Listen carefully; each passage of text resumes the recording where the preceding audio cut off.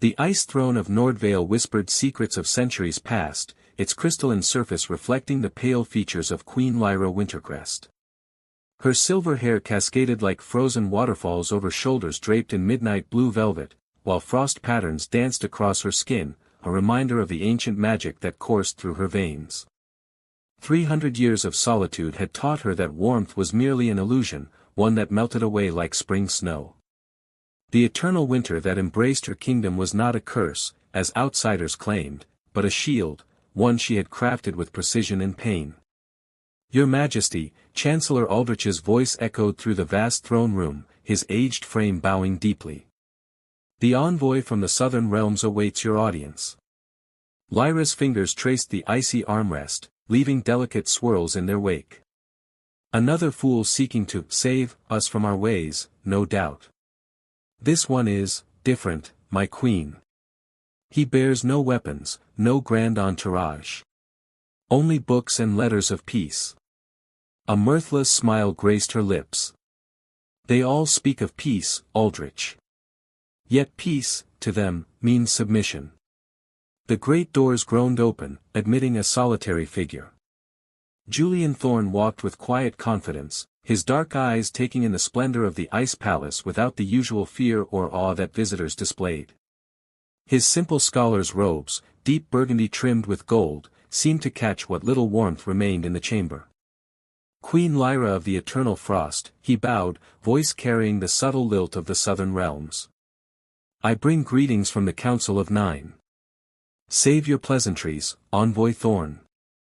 Your council's demands are as transparent as my palace walls." Julian straightened, a slight smile playing at the corners of his mouth. "I bring no demands, Your Majesty. Only questions." "Questions?" Lyra leaned forward, frost crystals forming in the air around her. 3 centuries of isolation, and suddenly the South seeks answers. "The world is changing," Julian replied, pulling a worn journal from his satchel. "The ancient barriers between realms grow thin.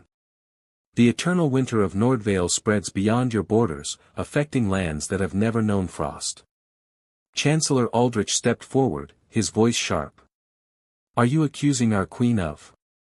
Lyra raised a hand, silencing him. There was something in the envoy's eyes, not accusation, but genuine curiosity. "Continue. Your magic is unique, Your Majesty.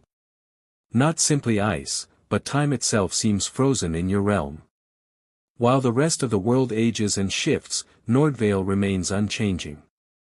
I've spent years studying the old texts, the prophecies that speak of a convergence." "Prophecies?" Lyra's laugh was cold as midwinter. "You've traveled leagues to discuss fairy tales." Julian opened his journal, pages covered in intricate diagrams and ancient script. "The Frost Queen's heart holds winter's truth. When ancient powers seek their youth, in balance lies the realm's rebirth, where ice meets flame, and sky meets earth." The words seemed to hang in the air, and for a moment, Lyra felt something she hadn't experienced in centuries: uncertainty. "Leave us," she commanded, and her court quickly dispersed, leaving only Julian standing before her throne. "You are either very brave or very foolish, Envoy Thorne, to recite forbidden verses in my presence." He met her gaze steadily. "Knowledge isn't forbidden to those who seek understanding, Your Majesty.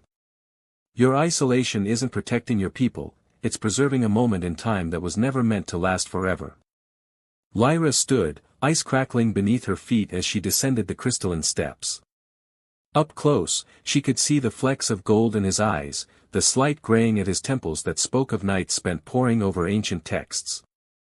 "You speak of change as if it were a gift," she circled him slowly. "I have watched empires rise and fall, seen promises of peace shattered like spring ice. What makes you think you understand what my kingdom needs?" "I don't," Julian replied simply. "That's why I'm here, to learn. Not to change you or your realm, but to understand why the magic that preserves Nordvale is suddenly reaching beyond its boundaries." A memory stirred, one she had buried beneath centuries of ice.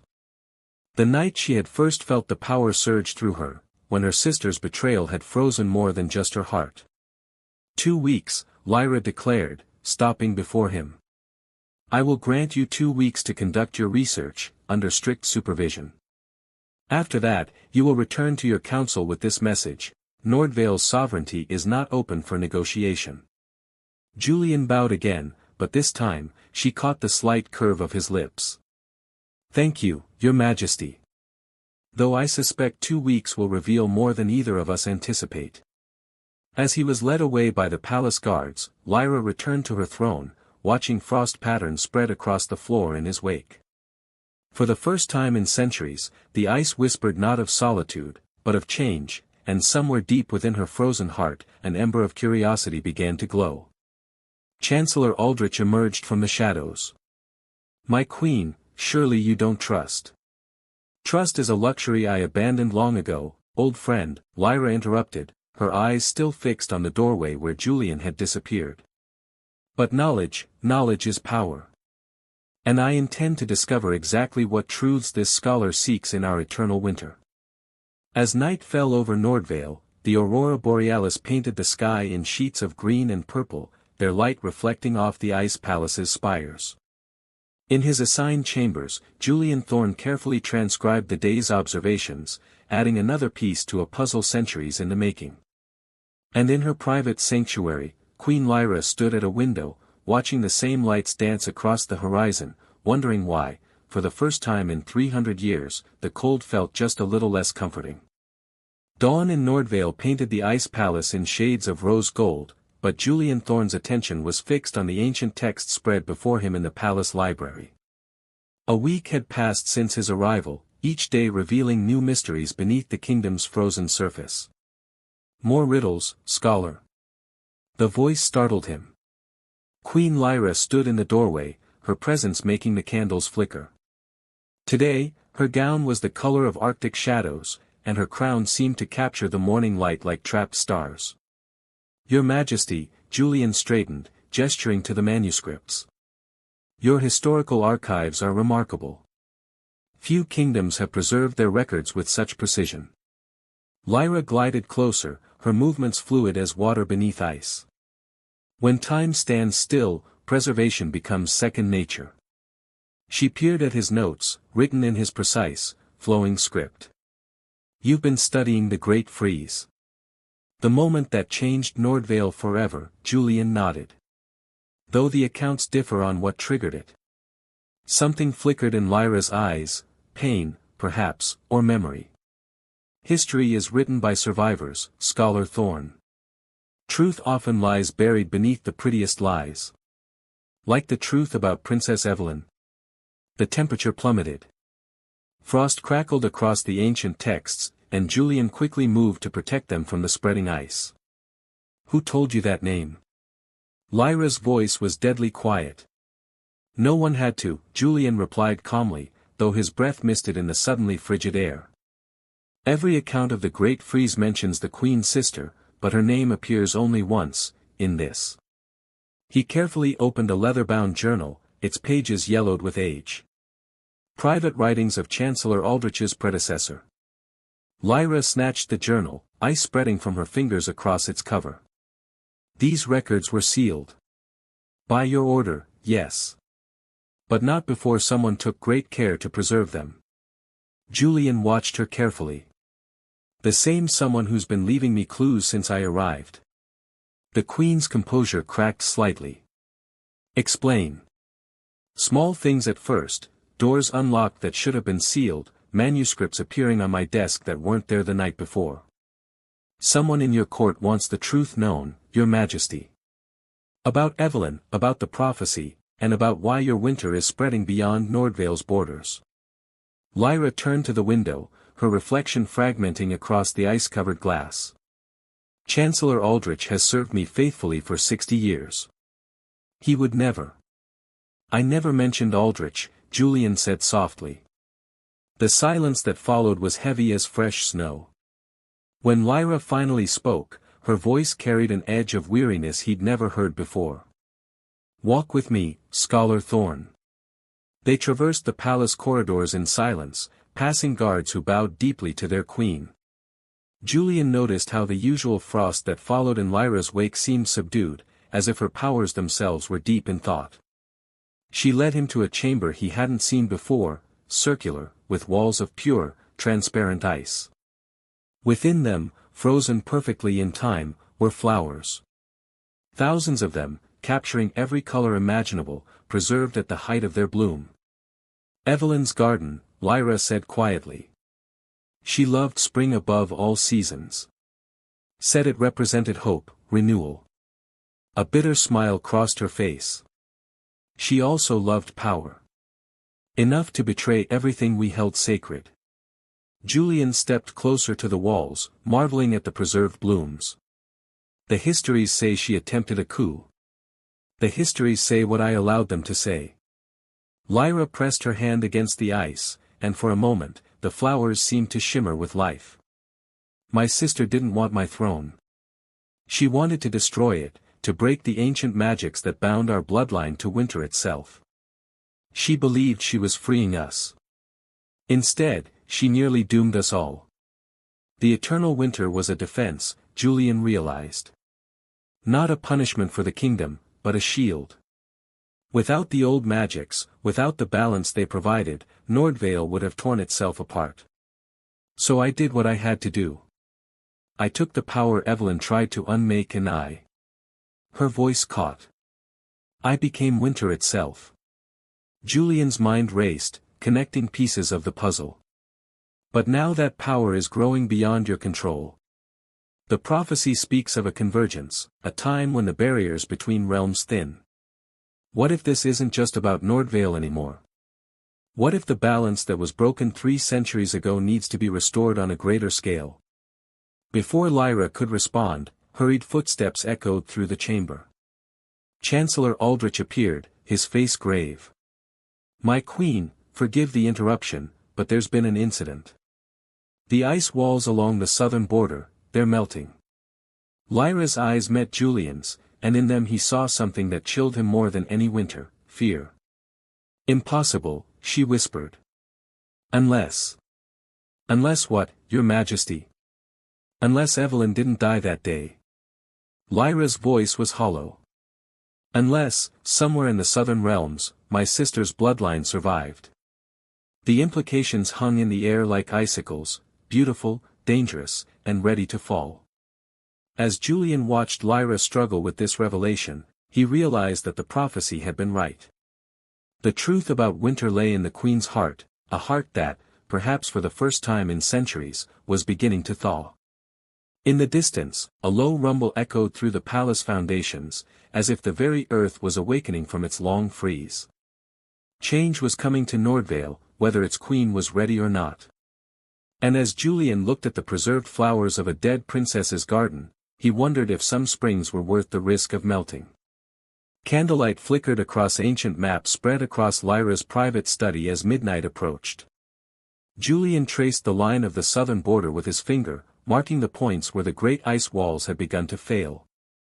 3 breaches in as many days, he murmured. Each perfectly aligned with ley lines from the old texts. Lyra paced behind him, her usual grace giving way to restless energy. The queen had abandoned her formal regalia, wearing instead a simple dress of midnight blue. In these private moments, Julian had begun to see glimpses of the woman beneath the frost. If Evelyn's bloodline survived, she said, why emerge now? Why wait centuries? Perhaps they didn't choose the timing. Julian pulled out the prophecy he'd memorized. The convergence you sensed, it's not just affecting your magic. Ancient powers across all realms are stirring. A knock interrupted them. Chancellor Aldrich entered, looking more haggard than usual. My queen, another message from the border patrol. He hesitated, glancing at Julian. Speak freely, Aldrich. Scholar Thorne has earned that much. The Chancellor's lips tightened. They found something in the ice near the 3rd breach.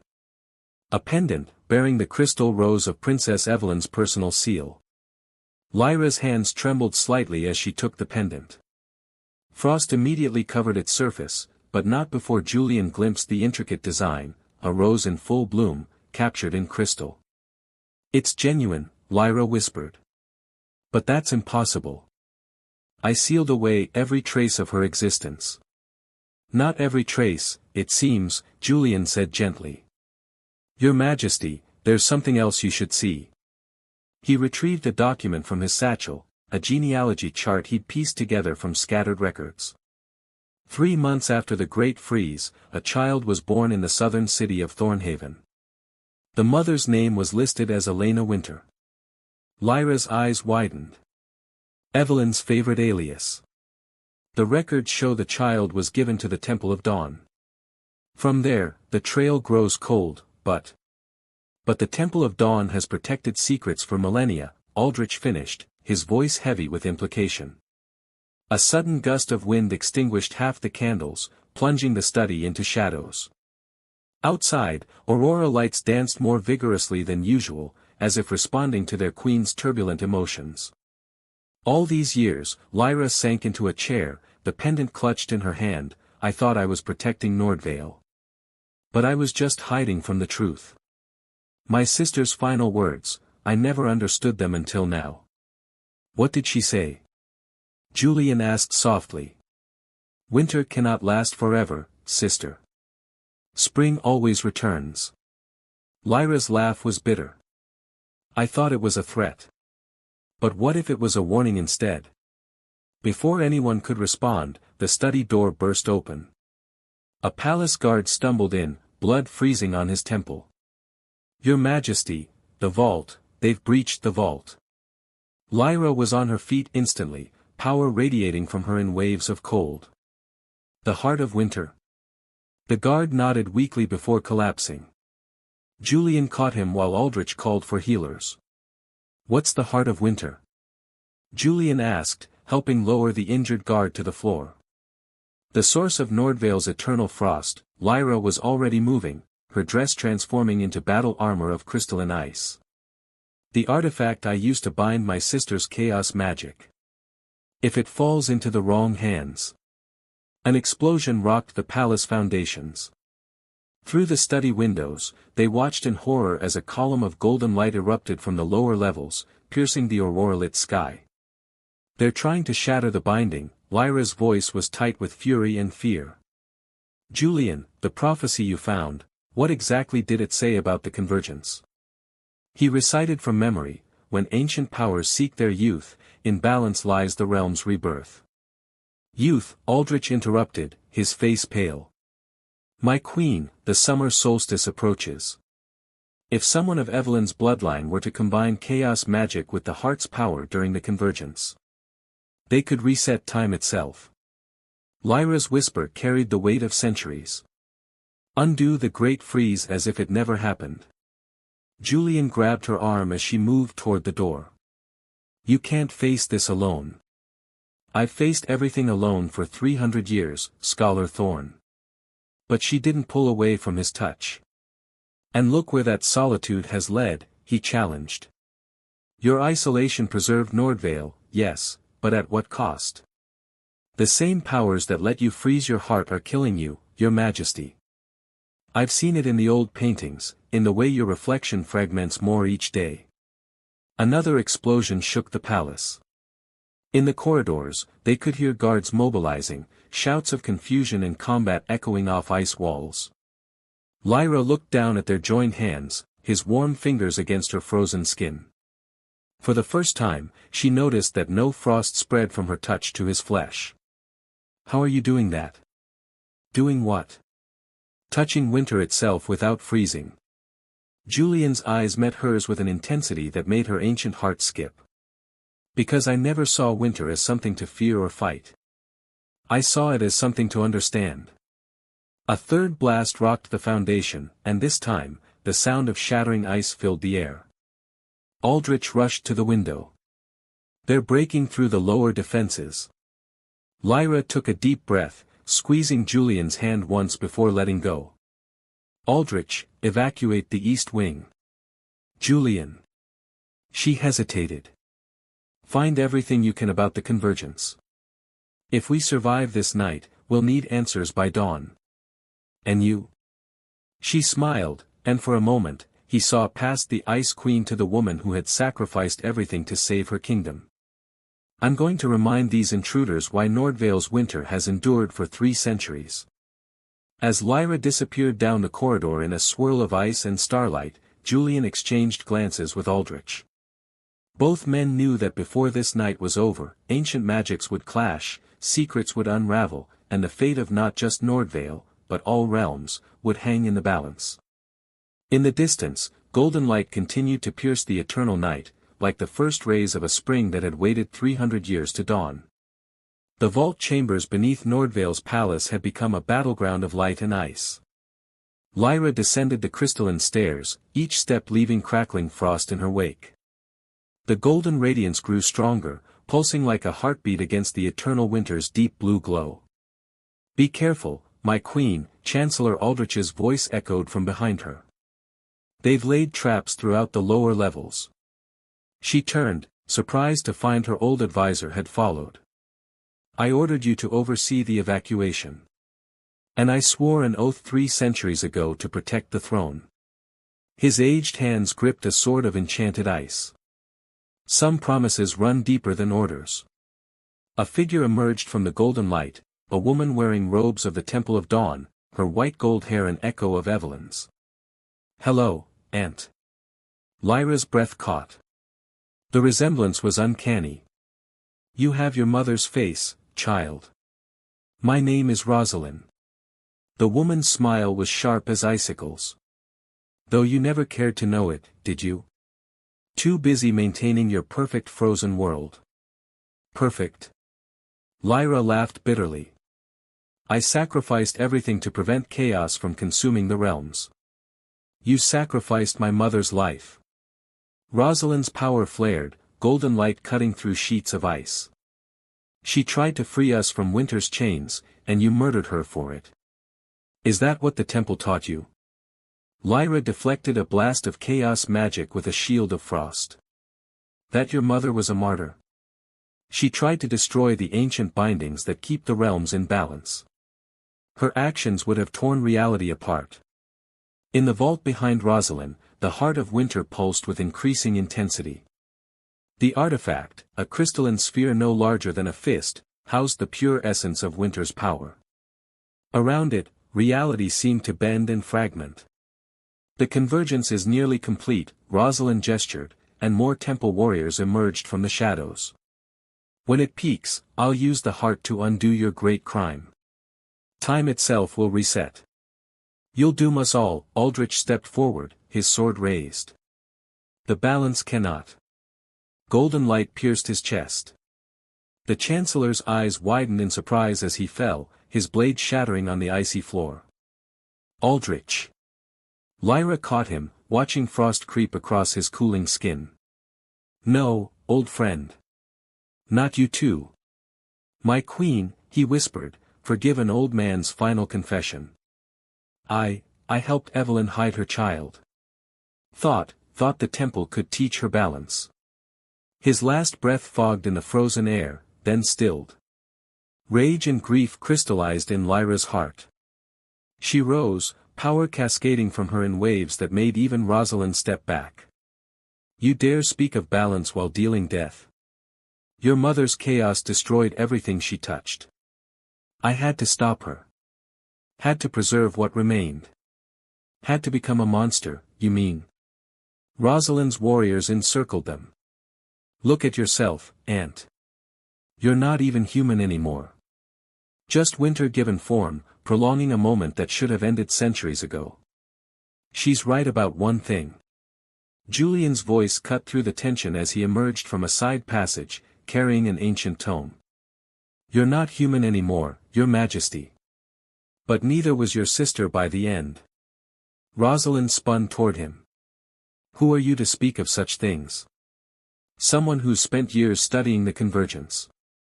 He opened the book, its pages glowing with their own light. "The Temple of Dawn only told you half the truth, didn't they? About why your mother really sought the heart's power." Lyra felt the familiar warmth of his presence even across the chamber. "Julian, what did you find?" The Great Freeze wasn't just about Evelyn's betrayal, he met Lyra's eyes.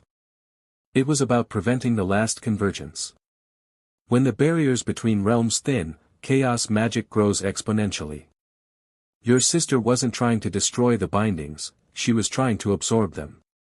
To become a god. Lies. Rosalind's blast of golden energy struck Julian's chest, sending him sprawling. The temple preserved the truth. The temple, Julian coughed, struggling to his feet, preserved what suited them. But the proof is in your own blood, isn't it? The way chaos magic corrupts everything it touches. Why your followers die young while you remain unchanged. You're not aging naturally, Rosalind. The power is consuming you, just as it consumed your mother. Lyra watched horror dawn on her niece's face as the words rang true. In that moment of distraction, she could have struck, could have ended the threat with a single frozen blade. Instead, she remembered Julian's touch, warm against her frozen skin. Remembered what it felt like to be understood rather than feared. The heart of winter pulsed again, and reality rippled around them. The convergence was reaching its peak. We don't have much time, Julian warned. The barriers are weakening. If the heart's power isn't contained when the realms align. Rosalind screamed in fury and frustration, releasing a wave of chaos magic that shattered the chamber's columns. As the ceiling began to collapse, Lyra made her choice. She reached for Julian with one hand and extended the other toward her niece. There's another way, she called over the sound of falling ice. If you'll trust me one last time. The vault trembled on the edge of destruction as aunt and niece stared at each other across a chasm of centuries. Above them, through the shattered palace floors, aurora lights danced with increasing frenzy, heaven itself holding its breath as winter's heart faced its greatest test. And in that moment of truth, surrounded by golden light and ancient ice, Lyra finally understood what her sister's last words had truly meant.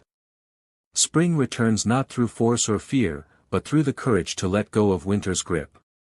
Time seemed to slow as Rosalind stared at her aunt's outstretched hand. Around them, the vault continued to collapse, sheets of ancient ice falling like judgment from above. The heart of winter pulsed with increasing urgency, its light now a blinding mixture of gold and blue. Why? Rosalind's voice cracked. After everything, why offer mercy now? Because your mother was right about one thing, Lyra's eyes filled with tears that froze before they could fall. Nothing should last forever. Not even winter. Julian struggled to his feet, still clutching the ancient tome. The convergence isn't just about power, he gasped. It's about balance. Chaos and order. Winter and spring. The heart doesn't need to be controlled, it needs to be shared. Understanding dawned in Rosalind's eyes. She looked at her hands, where chaos magic sparked like captured lightning. The temple taught us that power must be taken. That mercy is weakness. The temple taught you fear. Lyra stepped closer, hand still extended. As my fear once froze this kingdom.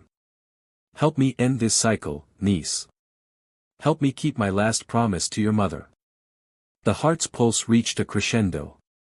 Through the shattered ceiling, they could see the aurora lights swirling into a vortex, marking the convergence's peak. Reality itself seemed to bend around them, past and present bleeding together like watercolors. Rosalind's remaining warriors raised their weapons, but she waved them back. Slowly, trembling, she reached for her aunt's hand. The moment their fingers touched, power exploded through the chamber. The heart of winter rose from its pedestal, suspended in a column of light that connected earth to sky. Memories flashed through the air like fragments of broken glass, Evelyn's laugh, Lyra's coronation, centuries of winter and solitude and fear. Julian, Lyra called through the maelstrom, the text. What happens when order and chaos align? He flipped through pages that glowed with their own light. They transform. Neither destroyed nor preserved, but reborn. Lyra pulled Rosalind close, feeling chaos magic spark against her ice. Then let us be reborn. Together, aunt and niece reached for the heart. The moment their hands touched its surface, the world went white. When vision returned, the vault was gone. They stood in what had once been Evelyn's garden, but the walls of preserved flowers had shattered. All around them, impossibly, life was stirring. Buds pushed through frost, blooming in real time as winter and spring danced together in perfect balance. Rosalind stared in wonder at her hands. The chaos magic still sparked there, but softer now, tempered by streaks of blue light. "I can feel it," she whispered. "Winter and spring both." Lyra touched her own face, feeling warmth there for the first time in centuries. Her power remained, but the desperate cold that had gripped her heart was gone. In its place was something new, something that felt like hope. The heart wasn't destroyed. Julian approached, watching frost patterns and flower petals swirl together in the air. It was transformed. "Like you both." Above them, the aurora lights had settled into a gentle dance of gold and blue. Throughout Nordvale, the eternal winter was giving way to something unprecedented, a season that was neither perpetual frost nor chaotic spring, but a perfect balance of both. "What do we do now?" Rosalind asked softly. "The temple won't accept this. They'll say we failed. Then we'll teach them a better way." Lyra smiled, and for the first time in 300 years, it reached her eyes. "Together." She turned to Julian, who had never stopped believing in the power of understanding. "Will you stay? Help us rebuild?" He took her hand, and just as before, her touch brought neither frost nor fear. "There are more secrets in Nordvale's libraries," he said. "More mysteries to unravel. Besides," his smile matched hers, "someone needs to record how the Ice Queen learned to bloom." In the days that followed, Nordvale transformed. The great ice walls became crystalline gardens, where frost flowers bloomed eternal. The Temple of Dawn opened its doors to new teachings, with Rosalind leading a reformation based on balance rather than dominion. And in the palace libraries, scholars from all realms came to study the miracle of a kingdom where winter and spring danced as one. But perhaps the greatest change was in Lyra herself. The Queen of Nordvale remained as strong as ever, but her strength now flowed from wisdom rather than fear. In the evenings, she could often be found in the transformed garden with Julian, their conversations ranging from ancient texts to future dreams. And if visitors noticed how the aurora light seemed to shine brightest when the Queen laughed, or how frost patterns bloomed into flowers wherever she and her scholar walked together, they simply smiled. For in Nordvale, such magic had become as natural as the changing of seasons, proof that even the coldest heart could learn to thaw without breaking. On the night of each year's convergence, aunt and niece would meet in the garden to renew the balance their shared power had created. And as they worked their combined magic, Evelyn's last words would echo in the air like a blessing rather than a curse. "Winter cannot last forever. Spring always returns." But now, in Nordvale, they returned together, an eternal dance of frost and flower, of ending and beginning, of love that bloomed in the most unexpected seasons of the heart.